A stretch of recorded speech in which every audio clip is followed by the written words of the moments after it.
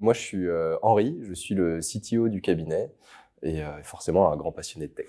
Mon rôle dans le cabinet, c'est beaucoup d'aller échanger avec nos clients pour comprendre au mieux leurs vrais enjeux, leurs vrais besoins et derrière m'assurer du meilleur niveau de qualité de ce qu'on va faire pour y répondre. Un gros aspect de mon travail pour s'assurer de cette qualité, c'est de vérifier qu'à tout instant, on est au meilleur niveau sur ce qui se passe dans le monde de la tech et qu'on arrive à se former autour de ça et se tenir à jour, mais de façon dépassionnée pour dépasser le hype justement des nouvelles technos qui arrivent et avoir une vision profonde de la tech qui est derrière et de ce que ça va permettre de faire.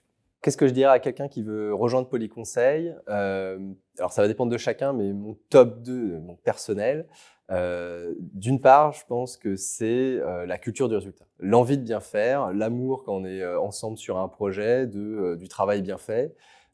Et d'être tous ensemble sur un seul objectif, ça c'est quelque chose que j'aime beaucoup. Le deuxième volet, ça serait, je pense, la diversité de ce qu'on fait, aussi bien sur un volet sectoriel, où on intervient dans tous les secteurs, même l'aérospatial, mais aussi la diversité des métiers, où on va faire de la gestion de projet, du dev, du DevOps, de la data, du design. Et j'oublie les métiers de demain. Même moi, le matin, je ressens pas l'après-midi sur ce que je vais faire, et cette capacité, du coup, à toucher à tout.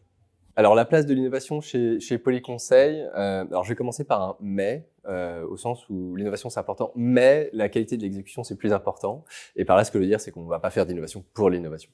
Pour autant, forcément, dans une boîte de tech, donc une grosse partie du travail, c'est de se tenir à jour sur tout ce qui se passe et d'avoir un avis dessus. Et moi, je pense que la seule façon d'avoir un avis clair, c'est de tester les choses.